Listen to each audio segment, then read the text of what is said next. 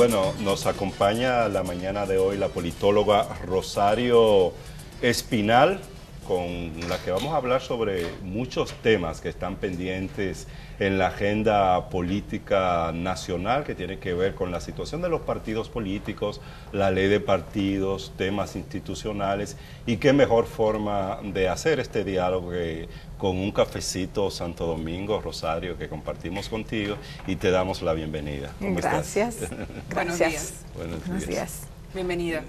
Bueno, la situación política de la República Dominicana, no quiero adelantarme a decir, está en un limbo, sino que yo quiero que sea usted la que nos diga en qué condiciones nos encontramos en medio de un contexto en el que la Junta Central Electoral advierte que el proselitismo en las calles no debe ocurrir en este momento. Y hay gente que dice, no, la Junta no tiene derecho a hacer este tipo de advertencia. A 2 años de las elecciones, ¿en qué momento está la situación política actual? Incertidumbre sería la mejor palabra para describir la situación. Y es normal la incertidumbre en este momento porque los partidos políticos todavía no han elegido candidatos. Entonces, yo sé que ahora salen muchas encuestas, pero esas encuestas tienen una utilidad limitada porque la gente no sabe quién va a ser el candidato de tal o cual partido. Entonces, son encuestas muy tentativas y que hay que tomarlas así. Y por otro lado, yo sé que se ha armado una controversia con la disposición, resolución o como se le quiera llamar de la Junta Central Electoral, y se ha cuestionado desde el punto de vista constitucional, desde el punto de vista de su implementación, del poder o no que tiene la Junta. Pero la lectura política que yo hago es que la resolución ha sido útil porque revela los límites que tiene la Junta Central Electoral, dado que los políticos nunca han querido ser regulados. Entonces, muchas veces a la Junta se le pide que ejerza un poder que no se sustenta en las leyes que hacen los políticos. Y también ha servido para decir, aprueben un marco legal mínimamente decente. Y digo mínimamente decente, mínimamente adecuado, porque no se puede esperar otra cosa. No se puede esperar otra cosa, pero que sí establezca un marco, como yo le llamo mínimamente adecuado, para que la Junta Central Electoral pueda administrar estos procesos. El sistema de partidos en la República Dominicana enfrenta serios problemas. Acabamos de tener las elecciones en México. Claro. Y ya prácticamente en toda América Latina, los sistemas de partidos tradicionales que existieron colapsaron. Y las elecciones en México ayer son una muestra de que en el país, donde hubo un unipartidismo, un partido único 70 años, el PRI. Luego, con el PRI, luego en el 2000 llega el PAN y se crea como un bipartidismo. Sí. Y uno diría, si uno se ubica en el año 2000, uno diría, México pasó de tener un partido único a tener un bipartidismo. Que bien, habrá alternabilidad en el poder, etcétera, etcétera. Y un PRD que jugó un papel también importante desde la oposición, no llegó al poder, pero jugó el PRD fue un desprendimiento del PRI. Así es. ¿Por qué? Porque en los años 80, cuando el PRI tiene que administrar la crisis económica, la crisis de deuda externa, cuando en el año 1982 el PRI dice no podemos pagar la deuda y vienen ahí los organismos internacionales y los países poderosos a decirle no, ustedes tienen que pagar su deuda, entonces el PRI tiene que hacer las reformas llamadas neoliberales y ahí viene el desprendimiento, ahí viene la división del PRI y ahí comienza a debilitarse, digamos, aunque se mantiene en el poder hasta el 2000, fíjense, claro, que el desprendimiento en el PRI se va gestando en la década del 80, pero hasta el 2000 el PRI se mantiene en el poder. Así es. Surge el PAN y uno diría, un bipartidismo, pero mira, no duró el bipartidismo. las elecciones de ayer en México lo que reflejan es un colapso del PRI y del PAN. Así es. Y el surgimiento de una coalición nueva. No es con un perfecto outsider, como dicen en inglés, es decir, no es con un perfecto líder que viene de fuera, que salió de la nada, porque López Obrador ya tenía mucho tiempo en la palestra pública e intentando ganar elecciones, y ahora es que se le presenta la oportunidad. ¿Por qué?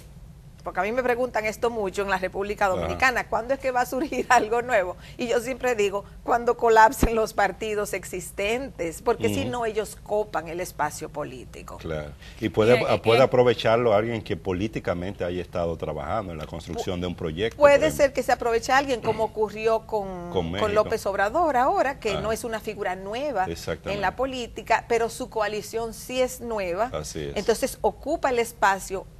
Ya el PRI estaba muy desgastado. Sí. El PAN se había desgastado también en sus años de ejercicio en el poder.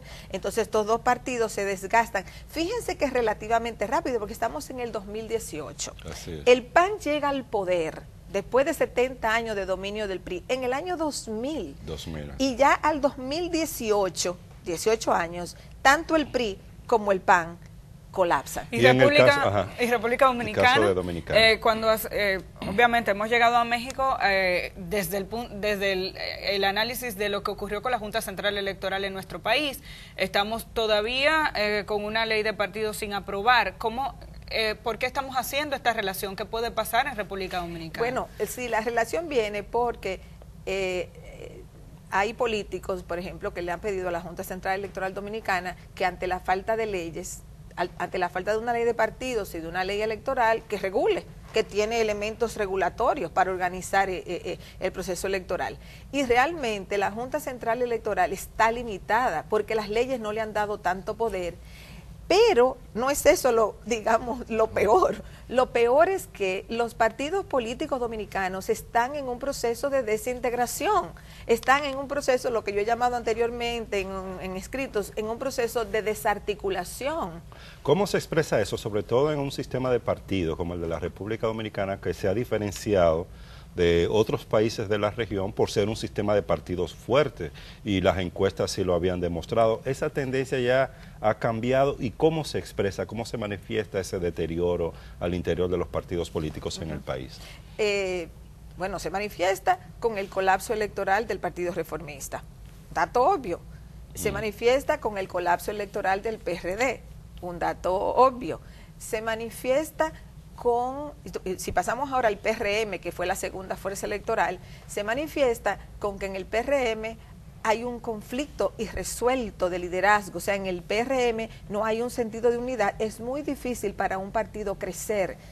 El PRM tendría que crecer de lo que recogió del 34-35% en el 2016, tiene un largo camino para conquistar votantes. Entonces, para un partido conquistar votantes a ya menos de 2 años de las elecciones, tendría que tener una propuesta atractiva. No es simplemente porque si la gente no quiere el PLD, va a ir a votar por el PRM automáticamente. Eso ocurre en sistemas partidarios donde hay una real competitividad. El PRM es un ensayo. Entonces el PRM todavía tiene que demostrar una capacidad de liderazgo, no tiene espacio para cometer muchos errores, tiene que hacer una oferta que motive y que sea creíble, si es que el PRM va a reemplazar al PRD. Pero es un ensayo con liderazgo ya muy conocido y muy tradicionales que vienen del PRD. Sí, pero lo que pasa es que en momentos de crisis, a menos que tú generes una alternativa nueva y tú crees un liderazgo que realmente convenza a la sociedad que esa es la opción, y ese es el desafío que tiene el PRM. ¿Puede el PRM ofrecerle a la sociedad dominicana las candidaturas y el programa? Pero en particular las candidaturas, porque si uno se pone a ver en México, para volver a ese caso que es de ayer, sí, realmente, aunque López Obrador hable de muchas cosas que va a hacer, y muchas probablemente no las podrá hacer, es un liderazgo que se va forjando y que atrae. Entonces el PRM tiene el desafío de forjar un liderazgo atractivo, porque el partido por sí mismo, como no es una maquinaria electoral, No es el PLD hoy en día, o hace ya un número de años, es una maquinaria electoral. El PRM no es una maquinaria electoral, como lo fue el PRD en su momento. Entonces el PRM necesita ofrecer un liderazgo atractivo para que realmente pueda avanzar. ¿Y no lo son? ¿Hipólito Mejía y Luis Abinader? O... Lo que pasa es que ya Hipólito Mejía es una persona de edad, o sea, es verdad que aquí tuvimos el ejemplo de Balaguer, pero eso es otra historia. Entonces, él aporta carisma indiscutiblemente, pero es una persona con un periodo de gobierno, donde quedó muy cuestionado, donde la economía, y hay gente que le tiene mucho miedo a eso. O sea, él gobernó ya, él no es una persona que no ha gobernado, no es López Obrador, él ya gobernó, o sea, ya la gente tiene un referente de gobierno. Entonces ahí es donde el PRM el PRM no se puede dar el lujo de tener dos liderazgos ahora mismo. El PRM tiene que mostrar un liderazgo de partido unificado, porque tiene un largo trayecto para crecer. El PLD es el único partido estructurado. ¿Y cuál es la situación de esa organización? Y en el PLD hay un conflicto por la misma razón que los otros partidos han decaído, que es un conflicto de liderazgo personalista. El PLD ha desperdiciado todos estos años, sobre todo desde el 2012 en adelante, para institucionalizar un partido democrático. El PLD se caracterizó, se definió a sí mismo como un partido de disciplina y de centralismo democrático. En la práctica, el PLD era un partido de centralismo, no de democracia. Cuando existía un liderazgo único, Juan Bosch y luego Leonel Fernández, el centralismo funcionaba y la democracia adornaba un poco el centralismo, pero era más centralista que democrático. ¿Lo sigo siendo el día de hoy? Pero ya no funciona, ya no puede funcionar ese centralismo porque ya no hay un liderazgo único, sino que hay un liderazgo, hay dos figuras, Leonel Fernández y Danilo Medina, ambos con mucho poder dentro del partido y con base electoral, que se disputan el control del partido y el control de las candidaturas futuras. ¿Cuáles posibilidades tienen esas candidaturas que recién salen a la calle? Algunas ya incluso eran conocidas, se sabía que algunas de estas personas tenían aspiraciones incluso para el 2016 y ante la reforma constitucional y la decisión de Danilo Medina echaron hacia atrás sus candidaturas. Reinaldo Pared Pérez llegó a salir y a mostrar su plan. Domínguez Brito se sabe hace mucho tiempo que está en eso. Y se habla de la posibilidad del lanzamiento de la candidatura del actual ministro de Educación, por ejemplo. Está la de Amarante Baret, que también está tirado a la calle del medio. Entonces, ¿qué posibilidades reales tienen estos aspirantes a ocupar el puesto como candidatos del PLD frente a un Leonel Fernández que ya todos conocemos? Bueno, depende cómo se dé el juego político.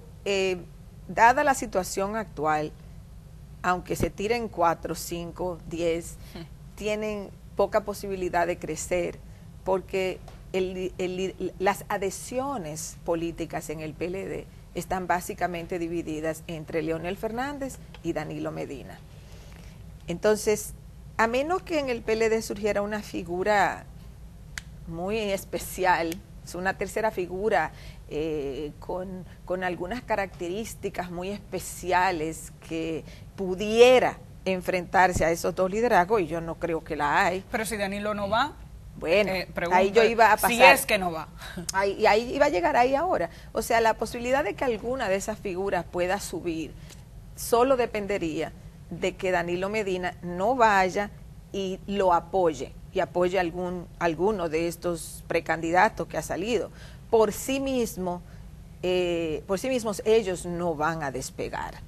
O sea, ahí las adhesiones políticas están o con Danilo Medina o con Leonel Fernández.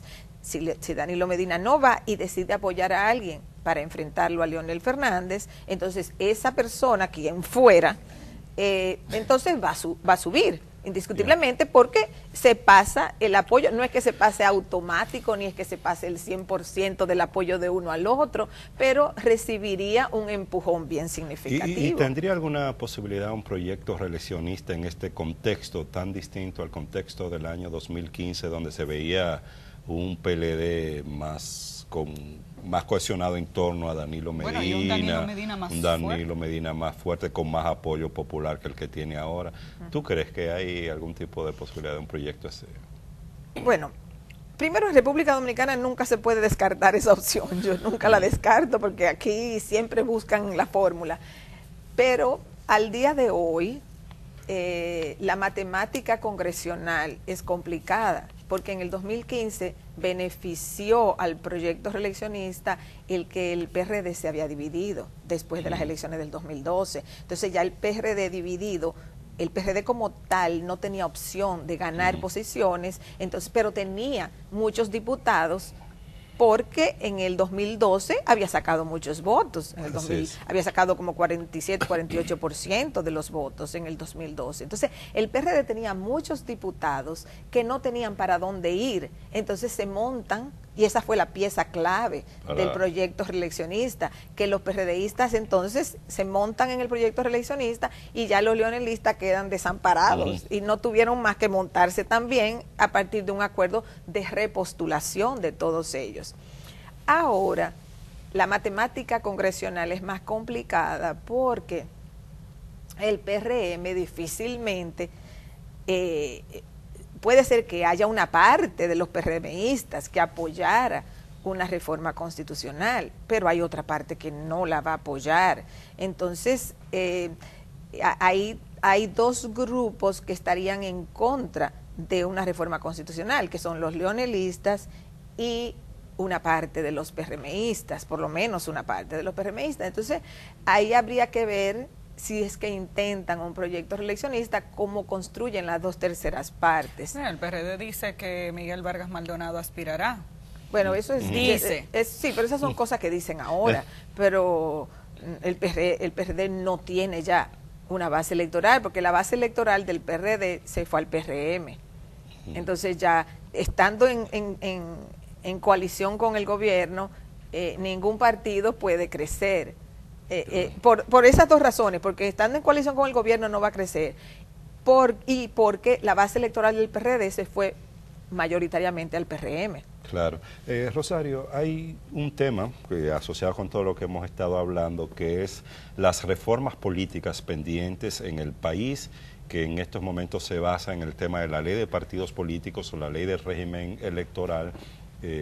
Casi dos décadas ya discutiendo la ley de partidos políticos y no termina de avanzar. No se sabe si definitivamente se va a actualizar una legislación electoral que quedó obsoleta en el año 2010 con la reforma constitucional de ese momento. ¿Qué va a pasar con estas reformas políticas? ¿Hay posibilidades de que salgan? Y si no salen, ¿cuál va a ser el impacto en el sistema político y en el proceso electoral del año 2020? Mira, si no salen esas reformas, todos los problemas se le van a achacar a que no salieron las reformas. Y el PLD debería sacar las reformas para su propio bien. Aunque no sean reformas ideales, pero al PLD le conviene, no solamente al gobierno propiamente, sino al PLD como partido. Le conviene, ellos tienen los números, ellos no necesitan mucha gente más para sacar esto. Entonces al PLD le conviene, a las dos facciones del PLD, las dos tienen que entender que les conviene sacar esto. Si no lo sacan, ellos van a ser los culpables de los problemas que se presenten. Entonces, que la han retardado 20 años, sí. Que existe la posibilidad de que no aprueben nada, es verdad. Pero a ellos les conviene sacarlo. Yo creo que les daría un poquito de aire, un poquito de tiempo para tomar energía. Así que al PLD me parece que le conviene. Claro, a la oposición le conviene también, pero como el PLD es quien tiene la mayoría de los representantes en el Congreso, por eso me estoy refiriendo específicamente al PLD. Yo creo eso es fundamental. Y los partidos tienen que entender que el sistema partidario está operando, está muy achicado. Entonces, tienen que verse en el espejo de toda América Latina. O sea, en América Latina prácticamente ya no quedan sistemas de partidos, o sea, no quedan los sistemas de partidos que definieron la política anteriormente. Lo que hay son estructuras partidarias débiles que se mueven en un péndulo dependiendo de qué candidaturas capta un grupo o capta el otro. O sea, hemos pasado de sistemas de partidos sólidos a estructuras políticas que lanzan candidaturas que compiten con ciertas expectativas que crean en la población. Puede ser expectativa de orden versus caos, puede ser expectativas de reformas progresistas versus conservadurismo, puede ser valores morales versus el declive moral. O sea, cómo se definen las dicotomías políticas varía, pero básicamente lo que estamos viendo en América Latina es que ante el colapso de las estructuras partidarias se crean proyectos con candidaturas carismáticas que se definen en torno a lo que en un país específico se convierten en las temáticas centrales del momento. ¿Tenemos espacio para ese tipo de candidaturas en República Dominicana? Pienso que hace un momento usted hacía referencia a lo del PRM como partido de oposición con la mayor estructura y decía cómo pudiera convencer a la población, pero hemos visto que en otros países ha funcionado la salida de una estructura nueva. López Obrador, aunque tenía mucho tiempo atrás de la presidencia, es con una coalición nueva que llega al poder. Hemos visto en España, por ejemplo, cómo el bipartidismo se ha roto y hay que negociar o discutir y hacer planteamientos y alianzas con otras fuerzas para poder llegar al poder. Entonces, ¿República Dominicana tiene espacio para este tipo de propuestas de cara al 2020? De cara al 2020 es difícil. De cara al 2020 es difícil. Yo más lo vería después del 2020. No te digo que puedo decir con un 100% de certeza que no sea posible en el 2020. Lo veo muy difícil en el 2020. Porque creo que todavía el PLD tiene capacidad de mantenerse como un partido sólido, y para que eso surja el PLD tiene que bajar. O sea, el PLD está en un proceso de desgaste significativo. ¿Qué le beneficia? Le beneficia que en el país no hay una crisis de la macroeconomía. Entonces, como no hay una crisis fuerte de la macroeconomía, eso beneficia al gobierno, beneficia al partido en el poder. Y los otros problemas principales de la población, que son delincuencia, si el gobierno quiere, puede controlar bastante la delincuencia. O sea, en un momento en que se vean tambaleando, el gobierno puede tomar mayores medidas para controlar la delincuencia. Y el otro problema sería la corrupción, que aunque no creo que van a hacer una limpieza significativa, pero el gobierno sí podría tomar algunas medidas de impacto si quisiera. Mira, a mí me sorprende porque el gobierno tiene un menú de opciones para utilizar y reposicionarse. A mí me sorprende que el gobierno no esté utilizando el menú de opciones que tiene, porque todavía el sistema de partidos aquí, con el PLD a la cabeza, es relativamente estable. Ahora, si el gobierno del PLD no logra hacerlo, entonces va a seguir un proceso de declive porque los escándalos de corrupción han impactado. Bueno, continuamos con la politóloga Rosario Espinal analizando la situación del sistema político en la República Dominicana y de los aspectos institucionales, y precisamente quedábamos en el tema de la corrupción como uno de los problemas serios que tiene el país y que tiene la actual gestión del Partido de la Liberación Dominicana en estos momentos, y nos gustaría saber, ante un caso tan importante de corrupción como el caso de Odebrecht, que ya está en la justicia, pero que para muchos sectores no están todos los que deberían estar involucrados en este caso, desde tu punto de vista, el impacto de este caso y de otros casos de corrupción que han quedado en la impunidad sobre la institucionalidad del país y cómo puede afectar eso en términos generales el sistema político de la República Dominicana. Bueno, el caso de Odebrecht tuvo un impacto significativo en el gobierno.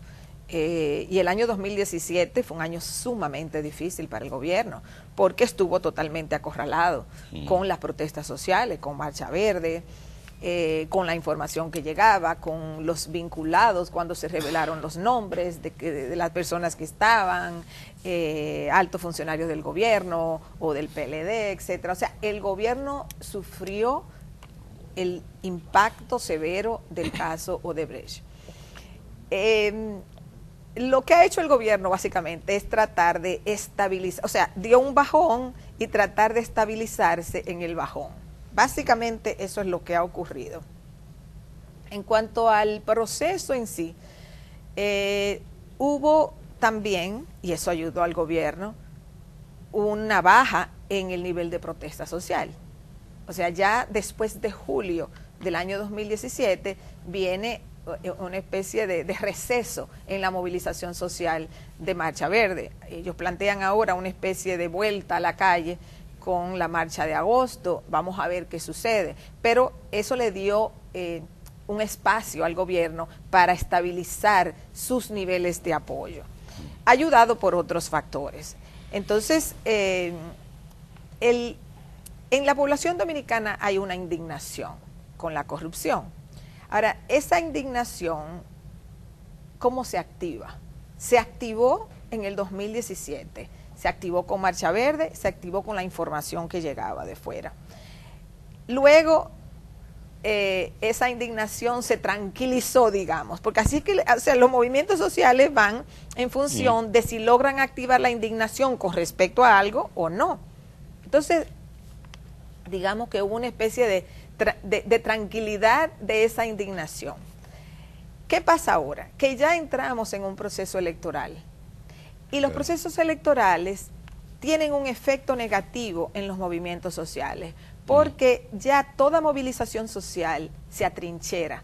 O sea, ya tú estás dispuesto a hacer algo si beneficia a tu opción partidaria. Claro. Si no beneficia a tu opción partidaria, tú no te montas ahí. Entonces, en la República Dominicana ha habido una estrecha relación entre partidos políticos y movilización social, pero la movilización social toma una relativa independencia de los partidos cuando no estamos en ciclo electoral, como era el año 2017. En el año 2017 acabábamos de salir de un proceso electoral en el 2016 y no había la expectativa de elegir candidaturas, de lucha interna en los partidos. O sea, en ese momento pues tiende a haber un mayor auge del movimiento social y es más fácil congregar gente de diferentes banderas partidarias, porque no lo ven como un posicionamiento partidario, sino como una expresión de participación social. La tienen difícil los movimientos sociales a partir de ahora. Entonces, a partir de ahora, los movimientos sociales lo tienen más difícil, porque la gente comienza a trincherarse. Si tú eres del PRM, tú te atrincheras a lo que le convenga al PRM o no. Si eres del PLD, si eres de la... Independientemente del reclamo. Independientemente del reclamo. El reclamo social tiene que rearticularse vía partidaria, que es distinto a cuando se articula vía movimientos sociales. Claro. Y por primera vez pudiéramos tener que los escándalos de corrupción tengan algún tipo de impacto en el proceso electoral, es decir, en la manera en que los electores escogen a sus candidatos, porque anteriormente no había sido así. Por un lado estaba escándalos de corrupción, pero la gente seguía votando por los mismos candidatos. ¿Tú crees que el movimiento social que ha habido en la República Dominicana habrá ayudado a marcar aquí una diferencia en el electorado? Lo que pasa es que ahí depende de las opciones partidarias. O sea, si aquí, o sea, ¿quién va a hacer una propuesta anticorrupción? O sea, ¿qué fuerza partidaria aquí, tiene hoy? ¿Quién tira la primera piedra? Tiene puede realmente hacer una oferta anticorrupción y que sea creíble ante la sociedad? Si no hay una fuerza, no te estoy hablando de un partido minoritario, o sea, ¿quién puede, dentro de las fuerzas electorales importantes del país, hacer una oferta que la gente diga, es verdad, esta es la opción anticorrupción? Independientemente de que forme parte de una de las estructuras ya conocidas, dices. O sea, es que las estructuras principales partidarias son las que guían los procesos.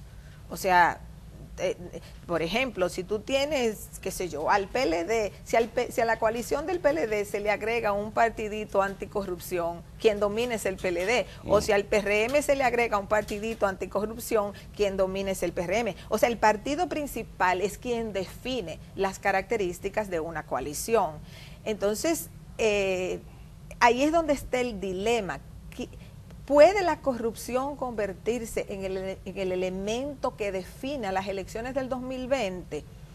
Tendría que surgir una opción nueva, porque dentro de las estructuras partidarias, las dos principales, o incluso las cuatro, podemos agregar al PRD, podemos agregar al Partido Reformista, PRM, PLD. O sea, yo no creo que de ninguna de esas cuatro surgiría una propuesta anticorrupción que sea creíble en la sociedad dominicana. Ellos podrían ofrecer otra cosa, pero no la anticorrupción. Entonces, ahí es donde está el problema de cuál sería el posible uso electoral de la anticorrupción ante un sistema de partidos que es altamente corrupto, porque todos esos partidos han pasado por el poder. O sea, ellos no son inocentes. Claro. Que uno se considere más, que uno se considere menos, o que uno hizo más en el pasado y uno hace más en el presente. Pero ante los ojos de la sociedad dominicana, los principales partidos del sistema son parte del sistema de corrupción.